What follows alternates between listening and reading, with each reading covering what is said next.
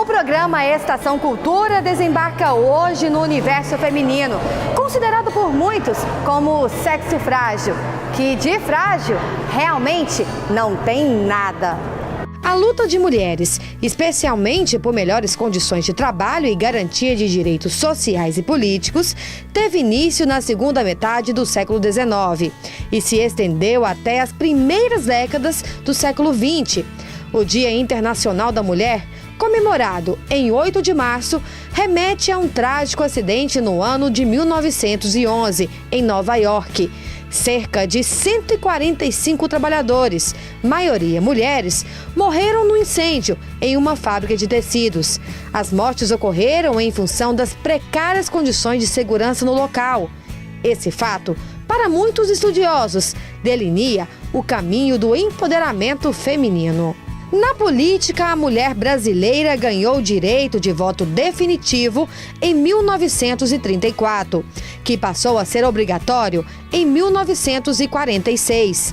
Em 2006, a Lei Maria da Penha passou a garantir a proteção das mulheres contra qualquer tipo de violência doméstica, seja física, psicológica, patrimonial ou moral.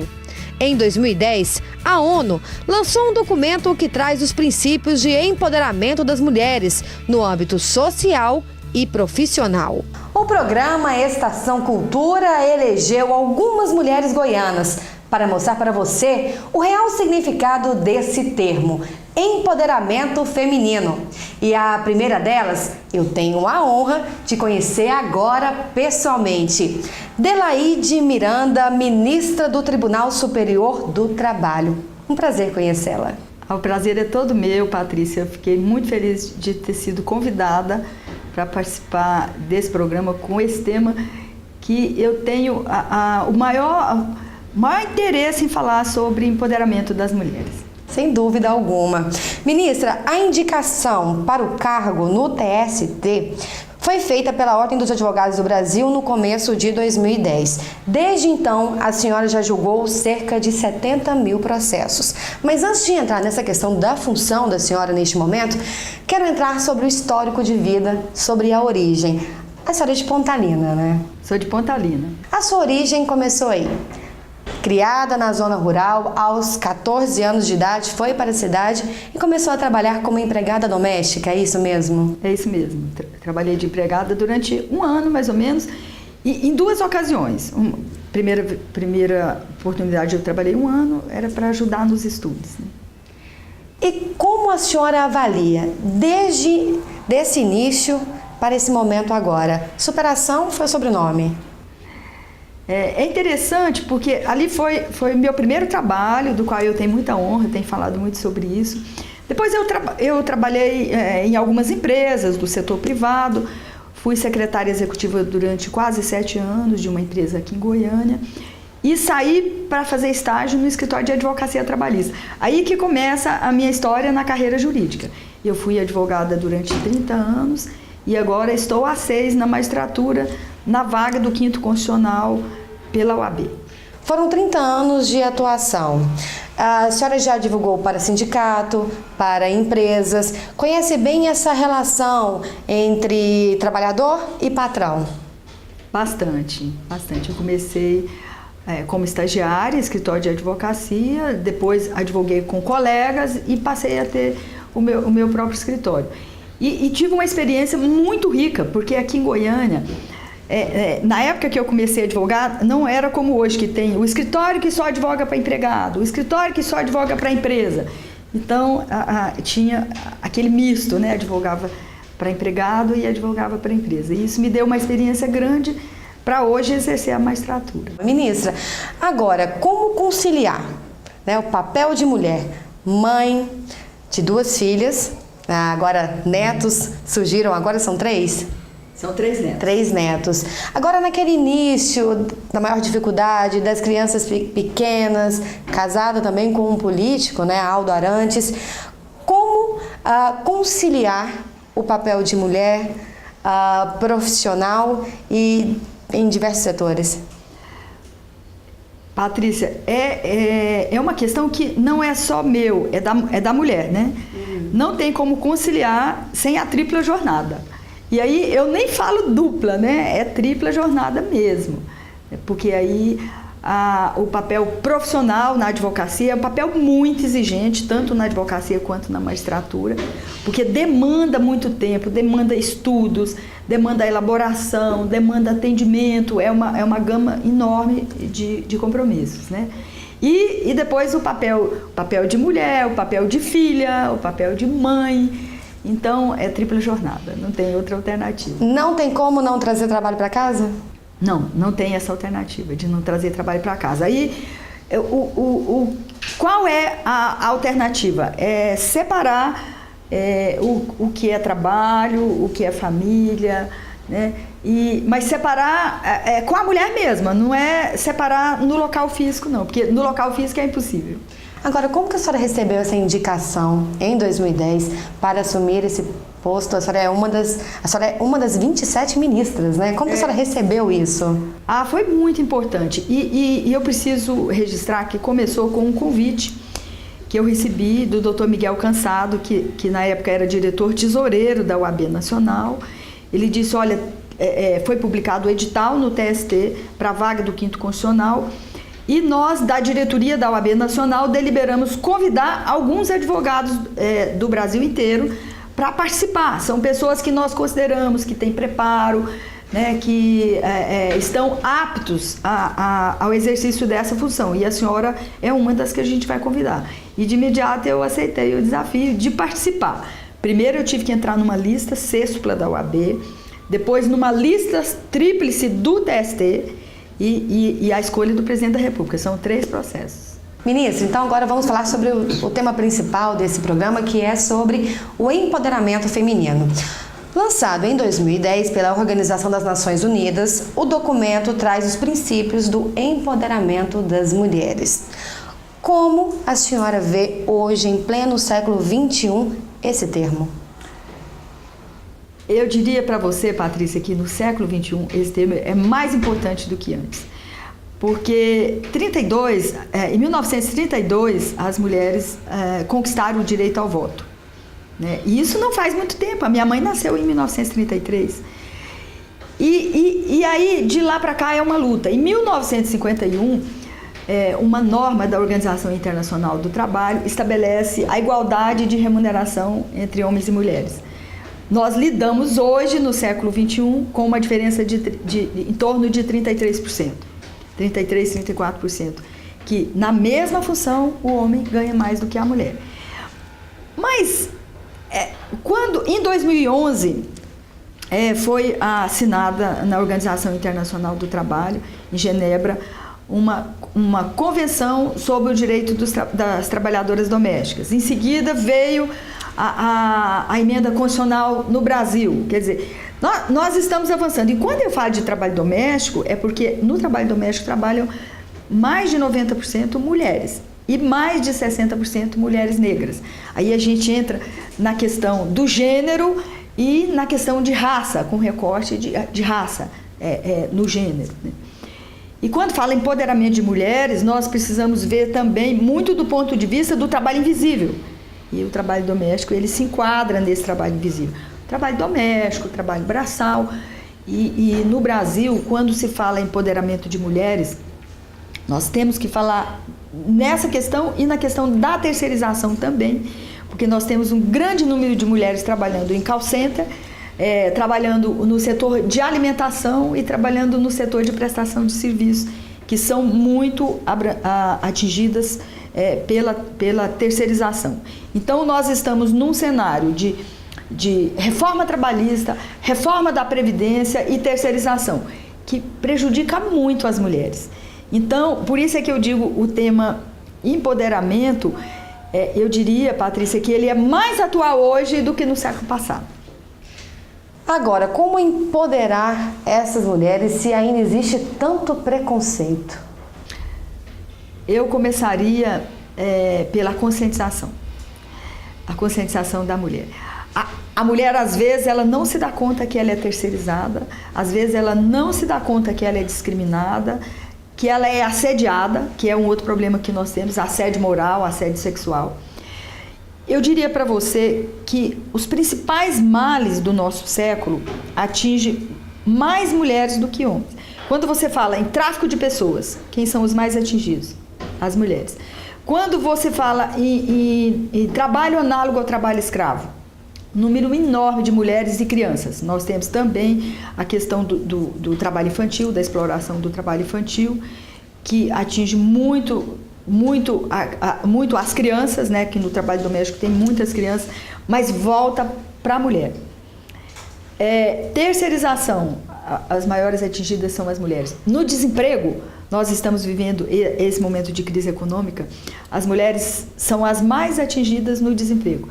Quando a gente pega as estatísticas, X% de homens estão desempregados. O percentual de mulher desempregada é maior do que o percentual de homem desempregado. Então, e o empoderamento, eu começaria pela conscientização. E aí eu gosto muito de falar sobre uma frase célebre de uma abolicionista negra chamada Harriet Tubman.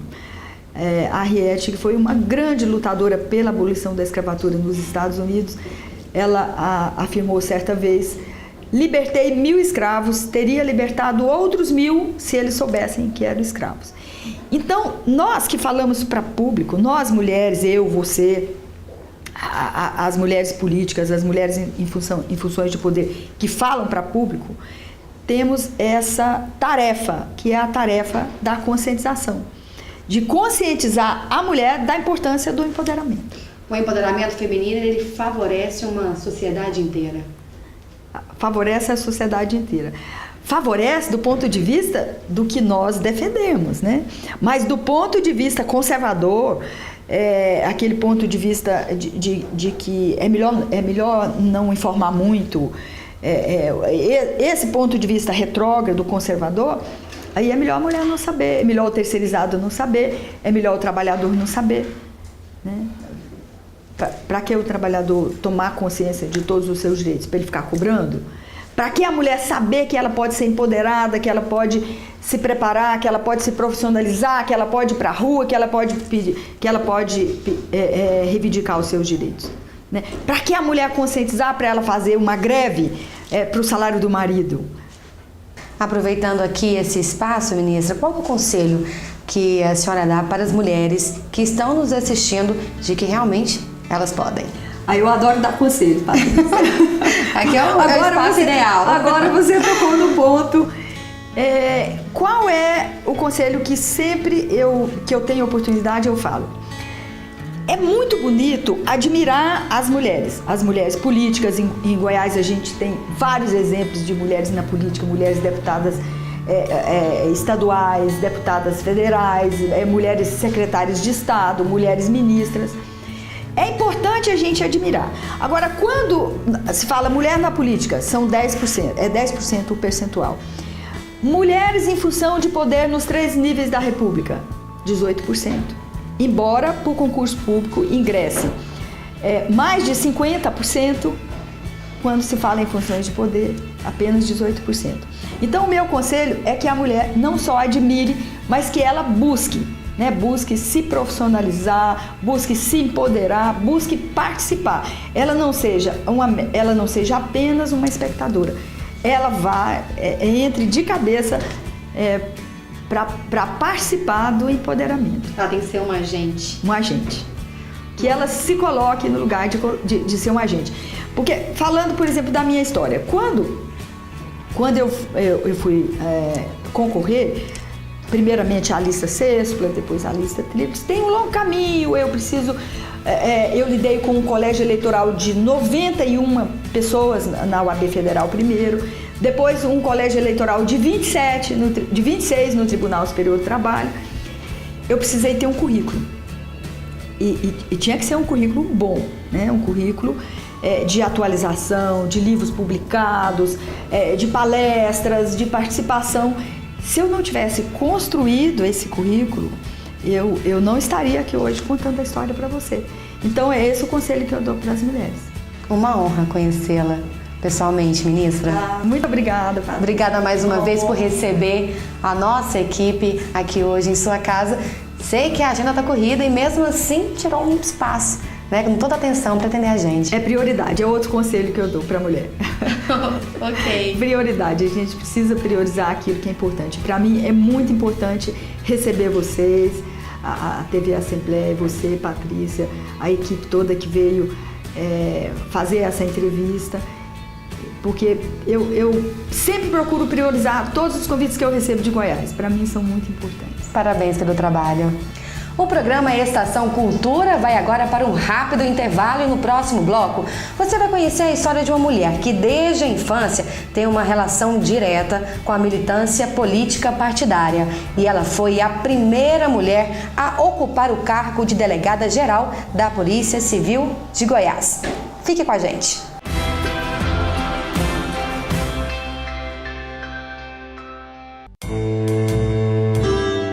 O tráfico internacional de pessoas é crime hediondo, uma ação cruel e desumana. Envolve o aliciamento, o transporte e a exploração, e mesmo que a vítima saiba que está sendo traficada, isso não exclui nem diminui a culpa do criminoso. Explorar e manter pessoas sob ameaça ou uso de força e ainda impor dívidas injustas caracterizam o delito. Tráfico internacional de pessoas é crime hediondo, sim. Superior Tribunal de Justiça, o Tribunal da Cidadania. Você fica constrangido quando encontra uma pessoa com deficiência? Então, está na hora de mudar. Deficiência não é doença e essas dicas são para você. Ao caminhar com uma pessoa que tem deficiência física, procure acompanhar o passo dela. Mantenha muletas ou bengalas sempre próximas. Se presenciar um tombo, ofereça ajuda, mas antes pergunte como fazer. E ao planejar um passeio, verifique antes se existem barreiras que possam impedir a passagem do cadeirante, como escadas e banheiros não adaptados. Se o local não estiver preparado para receber um deficiente, recomende ao proprietário que faça as adaptações. Cidadania é saber conviver com as diferenças.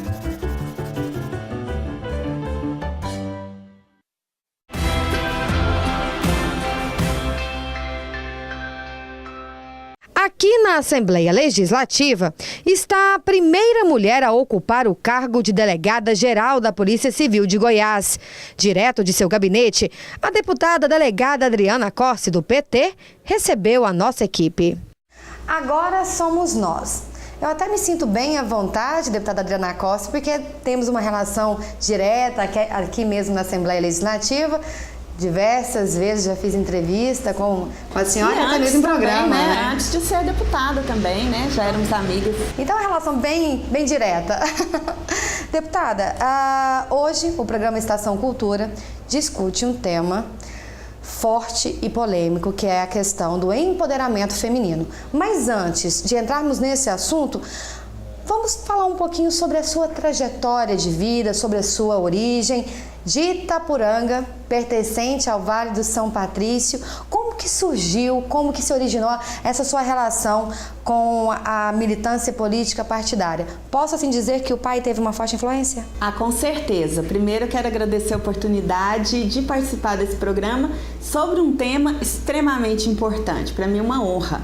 E sem dúvida a minha relação muito próxima com meu pai, Darcy Corsi, falecido recentemente, teve uma influência muito grande. Mas eu sempre fui muito participativa. A minha mãe também é uma mulher extremamente atuante na sociedade, foi fundadora do Sindicato dos Professores de Goiás. Então, desde a minha infância, eu participava dos movimentos, tanto político-partidários na fundação do Partido dos Trabalhadores, mas também dos movimentos sociais, movimento sindical. Então, logo com 12, 13 anos de idade, eu já participava também do movimento estudantil e rapidamente me tornei a primeira presidente da juventude do Partido dos Trabalhadores. Deputada, agora como que iniciou essa sua relação com o direito, esse fascínio?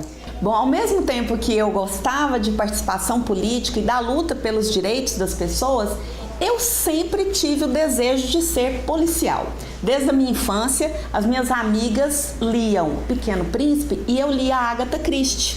minhas amigas viam desenho e eu assistia A Gata e o Rato ou Magnum.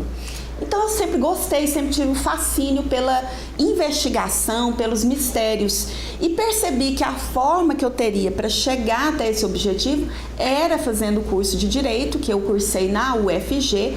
Em seguida fiz pós-graduação em Ciências Penais na UFG e tive essa grande e maravilhosa alegria de passar no primeiro concurso que eu prestei, foi o único que eu fiz, para delegada aqui no estado de Goiás, um concurso que aconteceu durante o ano de 1999 e fui uma das primeiras aprovadas e comecei a trabalhar no ano 2000.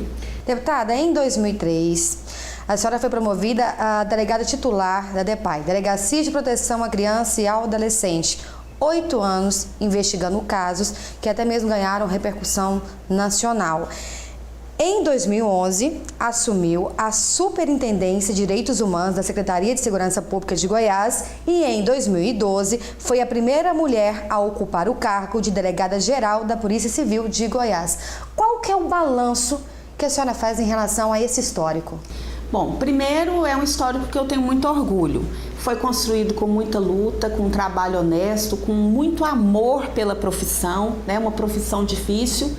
E também com a ajuda das equipes que me acompanharam. Então eu tenho muito orgulho dessa história, né? E ela faz muito parte do que eu trabalho hoje como deputada, né? Porque o meu trabalho como deputada, ele vem dessa minha experiência como policial, principalmente investigando os crimes contra crianças e adolescentes, porque você convive com as famílias, com o que as famílias passam, né? O que existe na nossa comunidade, tanto de violência, mas também de falta de direitos, né? De necessidades que as pessoas têm. Então é uma história que eu gosto muito.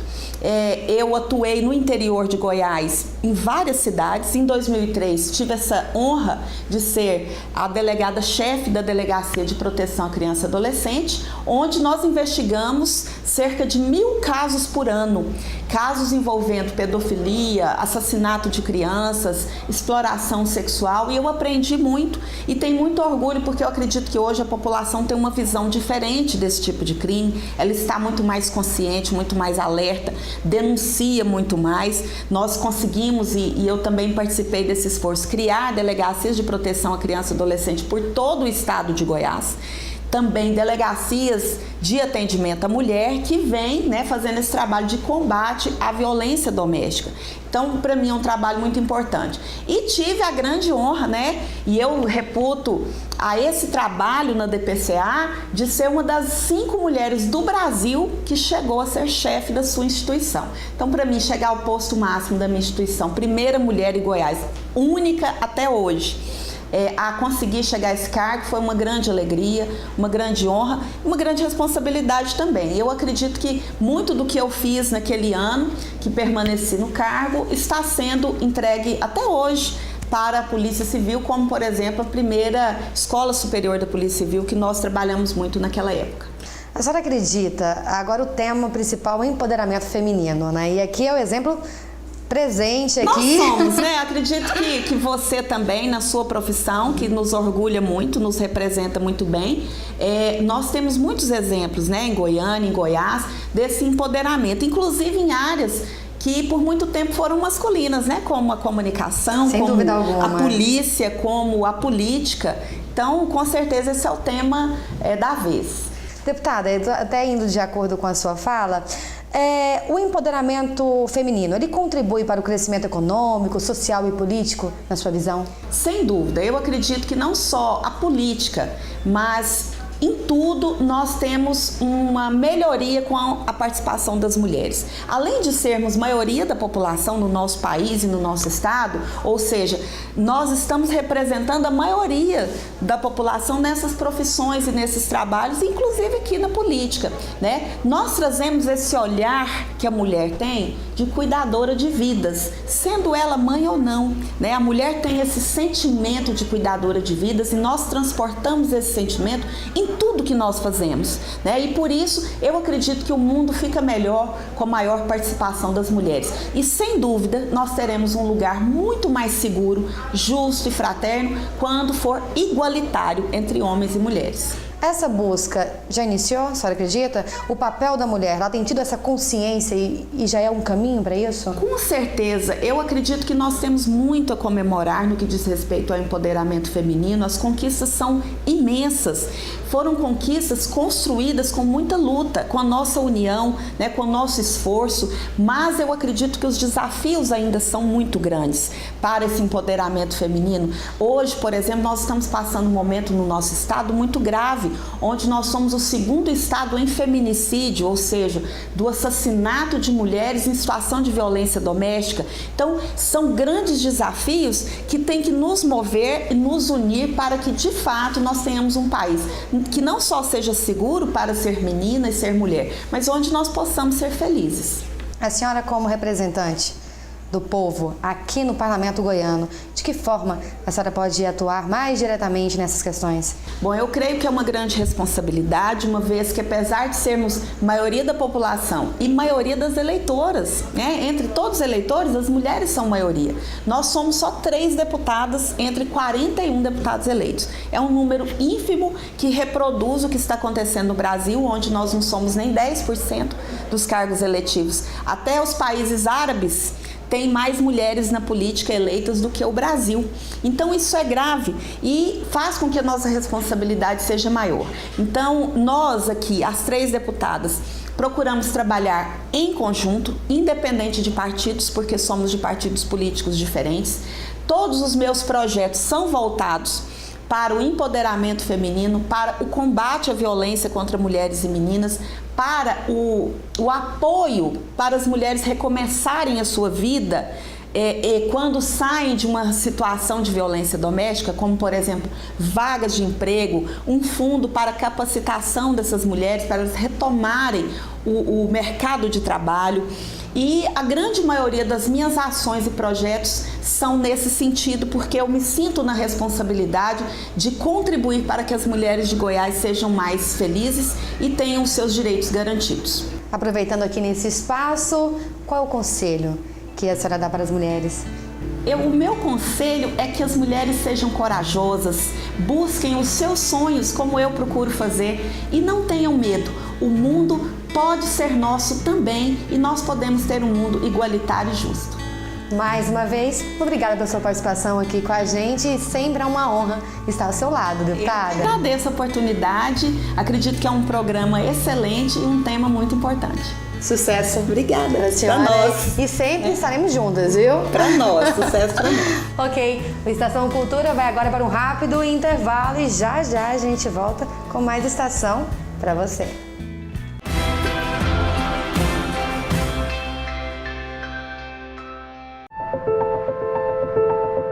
O mundo do trabalho causa danos à saúde e ao desenvolvimento de quem ainda não está preparado para esta rotina.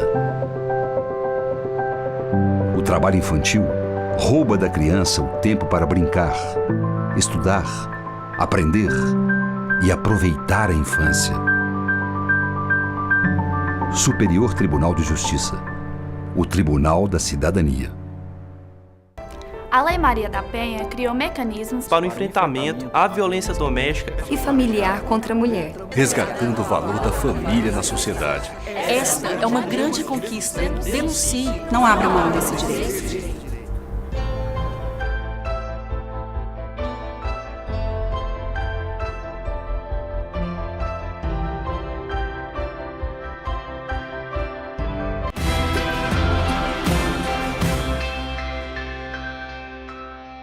O programa Estação Cultura está de volta e agora ao lado de Cleusita de Assis, uma mulher que tem muita história e experiência para contar pra gente. Muito obrigada pela sua participação aqui com a gente hoje, Cleusita. Obrigada a você, Patrícia. Para quem não conhece Cleusita de Assis, acho que até é meio impossível, né? Tem uma relação direta com a política, com o artesanato também. Foi a primeira vice-presidente da Assembleia Legislativa a assumir o cargo sendo uma mulher. Muita responsabilidade, né? Muita responsabilidade, até porque é um período de uma pouca experiência, eu diria assim, porque foi o meu primeiro mandato. Né? Na Constituição de 86? De 86, na Constituição de 86. mas eu acho que saí bem, né? Dentro da minha timidez, né? Mas eu acho que correu tudo bem. Tá? Timidez, assim eu não digo, porque teve sim uma forte referência, influência do seu marido, né, José de Assis. Exatamente. Eu participei, né, na vida pública de José de Assis como a sua secretária particular, né? Ele, como não tinha assim, escritório fora, o escritório dele era dentro de casa, e a secretária dele particular seria eu. Então, eu acho que a minha participação foi assim, muito efetiva, né? Eu acho que somei muito, tanto eu tenho assim, muita alegria saber da minha participação ao lado dele naquele momento de dificuldade, né? Que ele teve no começo da política, que ele iniciou-se com muita dificuldade, e eu pude participar junto a ele, ajudando, né, aquela secretária que ele precisava, a secretária de confiança. E vale lembrar que ambos são de mineiros, né? Do interior aqui de Goiás. Somos mineiros, tá? Da nossa família de lá. Cleuzita, como que a senhora lidou naquela época, em 1979, quando o seu marido foi vítima e acabou falecendo em um acidente aéreo? Na época era deputado federal e faleceu em pleno exercício do trabalho. Olha, eu diria a você que foi com muita dificuldade. Até porque eu, naquele período, eu não tinha assim, conhecimento de trabalhar fora. Eu nunca havia trabalhado, tá? Era só dona de casa e a mamãe, né? 4 filhos. 4 filhos, né? E que ele precisava dessa mãe, dessa esposa, dessa dona de casa. Então eu me dediquei, assim, 24 horas por dia, exercendo essas funções que me honram muito, né? Então, com a ausência dele, foi muito difícil porque eu nunca tinha trabalhado fora, e daí eu passei imediato, me deram um trabalho, né? Fui nomeada pelo Ministério do Interior na época, fiquei à disposição da Secretaria de Educação. Então as dificuldades foram enormes, mas o tempo é um aprendizado na vida da gente, né? Aos poucos eu fui aprendendo fazer, inclusive naquele período, só para você ter noção, nem preencher um cheque eu sabia, porque isso tudo era feito por ele, né? Então as dificuldades foram enormes, mas estamos aí. A superação é tudo. É tudo. Posso assim dizer que esse fato que aconteceu com seu marido te impulsionou a entrar na carreira da política? 100%. Até porque eu entrei mais naquele período porque a base dele realmente me procurou, né? Exigiu que eu entrasse na política para dar continuidade, pelo menos um pouco no que ele fazia para o estado de Goiás, né? E foi com esse impulso que acabei me convencendo de que eu precisaria entrar. Foram 2 mandatos que a senhora realizou ali na Assembleia Legislativa.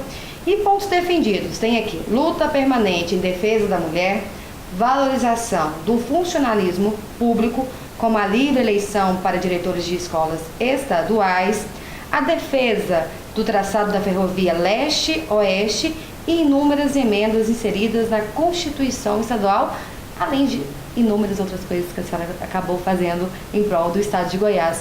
Não tinha nenhum, como até mesmo a senhora acabou de dizer aqui, experiência. Né? E fez tanto por nosso estado? Olha, é interessante. A vivência, né, que tive em acompanhar os trabalhos de José de Assis, isso me deu realmente uma noção muito grande de política, de como trabalhar na política, né? E isso realmente, sem dúvida nenhuma, que foi um aprendizado na minha vida. Mas a defesa da participação da mulher, eu sempre, desde o início, eu tive essa vontade de ver as mulheres realmente participar mais efetivamente. Veja bem, no meu primeiro mandato, e eu saí fazendo campanhas, quando eu ia aos municípios, as mulheres parece que tinham, eu não entendia se era ciúme, se era achar que não era o meu lugar, né, de mulheres, sim, porque elas nunca tinham me visto trabalhar assim claramente na política. Mas então eu sentia assim, uma distância muito grande das mulheres. O preconceito? Preconceito total. Tanto é que às vezes eu chegava na casa, assim, iria fazer visitas, né? Logo o marido mandava eu ir para a cozinha, sabe? Então era assim, era um preconceito do homem e da mulher. Então eu fiquei entre a cruz e a espada, sabe? A mulher parece que não sentia bem comigo na política e também eles também não sentiriam muito bem, sabe? Então foi por isso que eu apeguei, né, com essa bandeira realmente, e acho que até hoje que a mulher ela tem que participar. A mulher é capaz, a mulher ela tem muita sabedoria, precisa realmente querer gostar, sabe? Como a senhora vê o empoderamento feminino? Eu acho que precisa mais, sabe? Precisa mais. E eu espero que a mulher realmente consiga daqui para frente, principalmente porque nós estamos num período de política muito difícil, falar em política, mas eu fico triste quando eu ouço ver uma mulher participar das coisas não perfeitas que os seus maridos, às vezes, infelizmente fazem, né? Como corrupção, crimes e tantas outras coisas, e a mulher às vezes acompanha isso. Eu vejo isso com tristeza. Eu acho que a mulher tem que ser independente e caminhar para o caminho correto. Qual é o conselho que a senhora dá para as mulheres, especialmente aquelas que estão nos assistindo agora pelo programa Estação Cultura, de que sim, elas podem? As mulheres podem. Ela precisa saber querer. Ela precisa de fazer tudo que for fazer, gostar. Se você gostar, você é capaz, mulher. Não precisa pedir para ninguém. Agora, uma pergunta que não quer calar. Por que abandonou a política? Por causa, a maior parte foi essa situação que, às vezes, a pessoa honesta na política incomoda aqueles que estão atrás dos grandes negócios. E o artesanato? Entrou? Entrei numa forma de preencher o tempo. Eu acho que artesanato é igual política, é igual trabalho, igual qualquer outra coisa. Você tem que gostar. E todo ser humano gosta de alguma coisa. Artesanato você tem que gostar. Eu gosto. Fiz com amor 8 anos, cansei e hoje estou no lar, né? Cuidando dos netinhos e vivendo a vida plenamente. Eu acho que é o momento que eu tive na minha vida, assim, o maior tempo para a família, e este momento que eu estou vivendo agora. Muito obrigada pela sua participação aqui com a gente. Viu? Além de Cleusita de Assis, outras 2 mulheres goianas ligadas à política merecem destaque. Berenice Arteaga fez história, sendo a primeira mulher a se eleger deputada estadual na 2ª legislatura, de 1951 a 1955, em uma época em que a mulher ainda não tinha espaço na política. Hoje, a casa concede uma comenda anual que leva o seu nome, preservando assim a memória de lutas e conquistas da mulher goiana. Então, a minha mensagem é que a mulher goiana continue, participe, que tem muito pouca deputada na Assembleia, que elas entrem mais na política, que se elejam deputada. É isso que Goiás precisa. Precisa de mais mulheres no parlamento. E é essa a minha mensagem. Na esfera federal, Lúcia Vânia foi a primeira mulher a se eleger deputada federal, sendo também a primeira senadora por Goiás. Hoje, a senadora ocupa também a presidência do Diretório Estadual do PSB.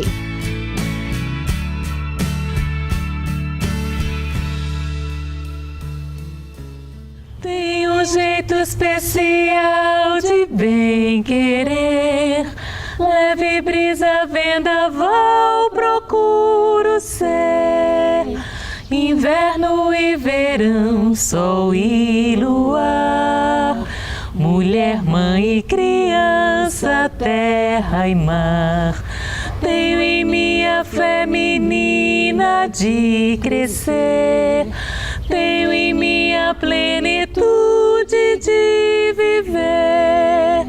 Cantar, dançar, sofrer, sorrir, chorar, a sede e a fartura de amar. Sou flor e sou capim, farol e cais, imigrante, imigrante, guerra e paz. Sou ave de rapina e passarim, por isso cuide muito bem de mim. Sou meio e fim. Grupo Fé Menina, há 22 anos, encanta a todos com a música popular brasileira, mas com essa formação desde 2003. Vamos então apresentar Gilca Martins, professora de música, Bia Tavares, pedagoga, e Mônica Maranhão, que é assistente social. Mônica, está desde o início. Desde o início, sou a sócia fundadora. Então, Feminina começou, acho que quase que como todo mundo começa na música, né? Despretensiosamente, assim. Juntamos umas amigas para cantar bossa nova em festa, em casamento. E começou a dar certo e a gente achou que era uma boa e que tinha espaço. E gostando muito do que fazia, estamos aí até hoje. Agora, Mônica, o porquê Fé Menina? Então, é quase que meio óbvio, né? Assim, é um grupo feminino. A fé, na época, tinha um pouco dessa história, né? Eu tinha acabado de sair da igreja evangélica, a Gilca ainda é, a Soila na época era, a Fabiana também tem uma história assim. Mas fé é uma coisa que pode ser fé num monte de coisa, né? Então, fé na música, fé na menina, né? Você pode aplicar aí a fé no que você entender que faz sentido. Agora, aproveitando esse espaço, vamos falar sobre o tema principal de hoje, que é o empoderamento feminino. Como que vocês lidam com essa questão, um grupo formado só por mulheres? Mônica, com a palavra. Então, essa expressão eu ando assim meio preocupada com ela, né? Porque outro dia alguém falou, o empoderamento feminino é a tomada do poder pelas mulheres. Eu falei, opa, não é bem isso, né? Não é isso. Se a gente for falar da Revolução Feminina, talvez seja a revolução mais longa da história, né? Porque a gente não sabe quando começou e ela não terminou ainda. E tem muito para caminhar, né? Então você está falando aqui com 3 mulheres que têm suas carreiras, né? A gente estudou, a gente fez escolhas, né? Eu pude fazer a escolha da minha profissão, eu fiz a escolha de quando ter meus filhos, né? Eu posso escolher a música como trabalho também. Eu estou no meu espaço de trabalho, eu trabalho aqui no circo por escolha, né? Esse é um tipo de mulher. Mas nós temos no Brasil, né, um número enorme de mulheres que não pôde escolher nada. Né? Não escolheu quando ter filho, não pode escolher estudar, não escolhe a sua profissão, não escolhe com quem deita. Então, é muito polêmico, né? É muito multifatorial, assim, a gente falar de empoderamento feminino, se as mulheres não têm seus direitos civis garantidos, né? Não tem como ir e vir, não come bem, não mora. Então, como assim, né? Que empoderamento é esse? Como empoderar, então, Gilca, essas mulheres, se existe ainda tanto preconceito, tanto machismo ainda, que é tão forte? Olha, eu juro para você que se eu tivesse essa resposta pronta, as coisas estavam muito diferentes. Eu acho que é um trabalho de dia a dia, no cotidiano, nas pequenas coisas, não só nas grandes coisas. Às vezes a gente consegue grandes espaços, grandes vitórias, mas nas miudezas do dia a dia isso não é respeitado, né? A condição de ser mulher, ela é ignorada muitas vezes. Então eu penso que para além das bandeiras que devem ser levantadas, é o nosso cotidiano, é como a gente age em relação a nós mesmas, em relação às outras e aos outros também, né? Em relação aos nossos companheiros, aos nossos amigos e amigas. E não tem uma receita pronta. Há que se ter, penso eu, primeiramente a consciência, né? De que tem muito a ser feito, de quem somos nós. A questão das escolhas que a Mônica fala é muito séria, não é? Você não poder escolher, eu não consigo imaginar como é isso, nós aqui, nós 4, você também, né? Você está na carreira que você escolheu. E se a gente pensar que até há algum bom tempo atrás, isso que você faz hoje não era um papel que a mulher pudesse desempenhar, então nós já caminhamos muito, não há como negar os avanços. Mas no cotidiano, no dia a dia, nas pequenas coisas, ainda realmente há muito que ser feito. Eu penso assim, um trabalho cotidiano de conscientização e de se colocar, de se posicionar. Quem eu sou, por que eu estou aqui, quais são os meus direitos, os meus deveres e como que nós vamos lidar com isso daqui para frente. E esse trabalho não é individual, ele tem que ser coletivo. Eu acho que ele é individual e coletivo.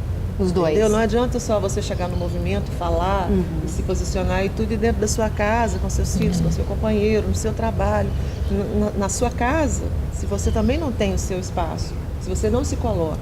Então não adianta só o coletivo. E o coletivo ele é feito de indivíduos, né? Então há que se ter trabalho coletivo, sim, porque isso dá visibilidade, mas o trabalho da formiguinha, do indivíduo no seu lugar, ele é fundamental. Bia, o papel da mulher hoje, como que você vê isso? Bem, a minha família, a mulher sempre foi aquela forte que trabalhou fora, que criou os filhos. A minha mãe, ela teve 11 filhos, ela criou os filhos, sabe? Assim, hoje a gente não é uma família rica, mas a gente também não está no nível mais baixo. E eu acho que isso é exemplo para mim, assim. E eu tento passar isso para minha filha hoje, assim, sabe? Eu tento seguir os passos dela. E, infelizmente, essa conquista ela tem que ser com muita luta, atitude, brigar mesmo, porque assim, esse espaço nosso tem muito, né, que ser preenchido mesmo. Assim. Tem muito ainda o que se conquistar, né, na verdade, né? E só a base, né, de muita luta, de muita briga, né, cobrança. E é isso, assim, eu tento passar isso para minha filha hoje, esse poder que a minha mãe teve, sabe? Assim, uma referência forte para você. Uma referência fortíssima. Mônica, o grupo não tem uma bandeira específica, né? Uma bandeira específica em si. Mas, antes até mesmo da gente conversar aqui, esse bate-papo, tu me disse que participou de alguns movimentos, né? É até por conta da minha profissão, né? Eu sempre estive presente em movimentos sociais, né, de meninos e meninas em situação de rua, né, de mulheres. Não tem como fugir disso, né? Mas o feminino não. Mas eu estava ouvindo aqui a Fabiana falar. Eu te chamo de Fabiana, desculpa. A gente está em casa. Apesar de tudo, estamos entre amigas, podemos assim dizer, ora, todas mulheres, discutindo um tema tão importante como esse, que é o empoderamento feminino. Então, a gente falando se essa luta é coletiva, se essa luta é individual, né? Essa luta é de todos, né? E, assim, e a gente não pode esquecer que existem políticas públicas, né, que precisam ser implantadas e implementadas para dar esse suporte para as mulheres. Por que é sofrido para a gente? Porque a gente trilha um caminho que foi masculino, né? Então, a gente se inseriu num mercado que foi criado para o homem. Por isso que a gente pena tanto, porque você trabalha em casa, você trabalha fora, você tem tripla, quádrupla jornadas, né? Jornada integral de trabalho. Então, em países mais desenvolvidos, isso é respeitado. A mulher tem quanto tempo de licença maternidade? E aqui no Brasil, essa vergonha. Aqui no Brasil, dessa maneira. Eu tenho filha adolescente, a Gilca tem filha adolescente, a Fabiana tem filha criança. A cabeça dessas meninas nossas, eu tenho em casa uma feminista. Né? Elas são feministas, mas as meninas que eu trabalho no meu local de trabalho, que são meninas que ficam grávidas com 13, 14 anos, né? Muitas vezes não ficaram grávidas por acidente, ficaram grávidas porque é o único projeto de vida que tem, porque não tem acesso a uma educação de qualidade, porque não tem acesso a um serviço de saúde que discuta saúde reprodutiva, gênero e sexualidade com elas. Então, por isso que estou dizendo, a gente não pode falar de empoderamento se a gente não falar de classe social, né? Porque faz uma total diferença. Então, as nossas filhas escolhem, né? Eu estudo, eu vou trabalhar, eu vou ter filho quando eu quiser, a não ser que tenha aí um desvio de percurso. Mas as meninas da classe trabalhadora, não. Elas não têm acesso a uma educação de qualidade, né? Não conseguem fazer um projeto de vida, eu quero ter aquela profissão, eu quero... Não. Então, ainda por isso que a gente fala, tem muito o que percorrer, tem muito o que percorrer.